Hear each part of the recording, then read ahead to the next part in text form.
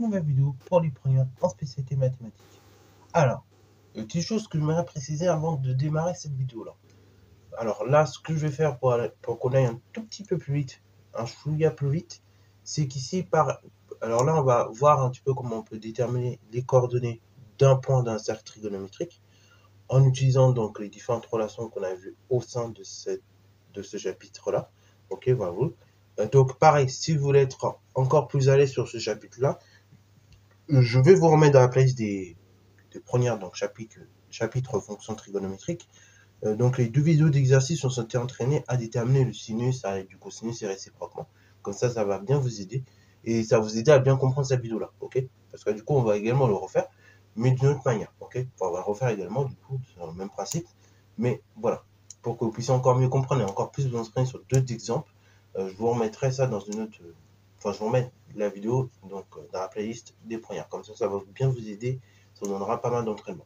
Là, ici, il s'agit de déterminer les coordonnées du point M dans le cercle trigonométrique en sachant que le cosinus, donc, tout simplement de x, ok, donc de xm égale racine de 3 demi. Ok, bravo. Sachant que du coup, m, c'est le point associé donc au réel x. Ok, bravo. Donc, on nous donne son cosinus. Alors, du coup, plusieurs solutions pour résoudre cet exercice en réalité. Soit vous connaissez les valeurs particulières et donc vous dites, bon, je vais mon tableau. D'après, je vais mon tableau, donc en raisonnant à partir seulement du tableau, on peut en déduire tout simplement des coordonnées qui vont s'écrire sur la forme cosinus de l'angle plus sinus de l'angle, enfin, point virgule sinus de l'angle, ou soit tout simplement, on va faire ce qu'on va faire dans cette vidéo, c'est-à-dire résoudre une petite équation. Okay, donc là, après, je vous montrerai avec le raisonnement sur le tableau. Mais là, donc, dans un premier temps, on va faire une petite équation. Alors, on va faire la personne donc, qui ne connaît pas son cours. Pour tout x appartenant, donc ici, on va dire intervalle 0 de pi. Ok. On a, ou pour tout x d'ailleurs appartenant à R, mais pour fermer et pour être plus précis, on va dire même sur 0 de pi tout simplement. On a donc la chose suivante. Cosinus au carré de l'angle xm, enfin du réel xm, plus sinus au carré du réel xm égale 1. Ce qui veut dire donc que ici, là maintenant j'ai cosinus, mais moi ce que je recherche c'est le sinus. Donc comme je recherche le sinus, et ben je vais isoler le sinus. Donc ça veut dire que sinus carré de l'angle x, c'est 1 moins cosinus carré de l'angle x.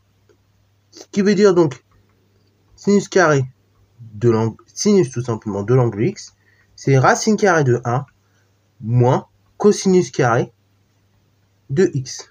Ok? Et donc, ça fait que sinus de l'angle x, c'est donc en réalité la chose suivante.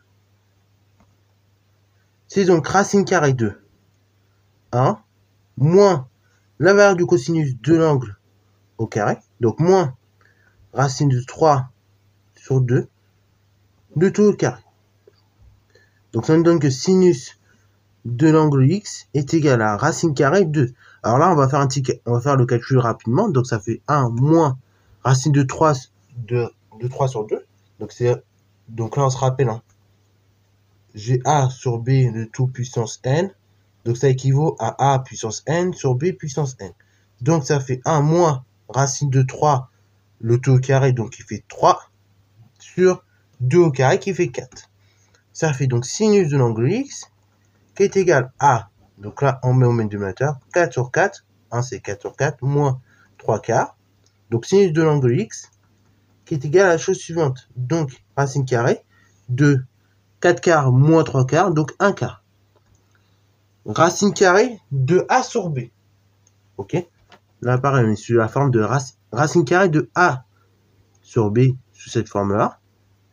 Comment on peut simplifier un petit peu l'expression?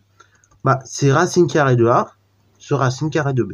Ok. Formule, encore une fois, vue en seconde. Donc ça fait que sinus de l'angle, enfin sinus du réel x, est égal à la chose suivante. C'est égal donc à racine carrée de 1 sur racine carrée de 4. Ce qui est égal donc à 1,5 directement. Ok, voilà. Et l'exercice est terminé. Donc là, conclusion, on n'oublie pas, il faut bien répondre à la question. Donc, ici, le point M, il a pour coordonnée cosinus de l'angle XM sinus de l'angle XM, soit le point M, il a pour coordonnée la chose suivante. Donc, le cosinus de l'angle du réel, plutôt c'est racine de 3 sur 2. Et après, on met le sinus, donc 1/2.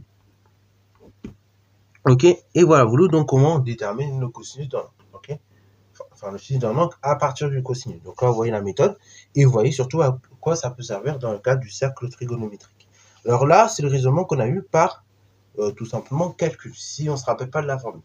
Enfin, on ne se rappelle pas des formules du tableau. Mais si on se rappelle justement de notre fameux tableau de cours, on aurait pu dire que du coup, tout simplement comme cosinus du réel xm donc est égal à racine de 3 sur 2. D'après mon tableau, l'angle, le réel associé, c'est pi sur 6. Et donc, j'en conclus que tout simplement, notre sinus est égal à 1/2. Et donc, conclusion, je serai arrivé à la même conclusion. Notre point M, il a pour coordonnée racine de 3 sur 2, de 3/2, donc point virgule 1/2. Ok, voilà. Donc, dans les deux manières, ça marche bien, en fait. Ok, voilà.